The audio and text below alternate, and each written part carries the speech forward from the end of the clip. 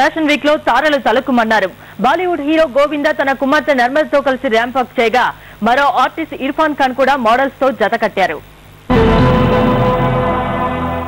దేశ రాజధాని ఢిల్లీలో వీల్స్ ఫ్యాషన్ వీక్ కలర్ఫుల్ గా సాగుతోంది. మోడల్స్ రకరకాల దుస్తులతో హొయలుపోతూ హల్చల్ చేస్తున్నారు.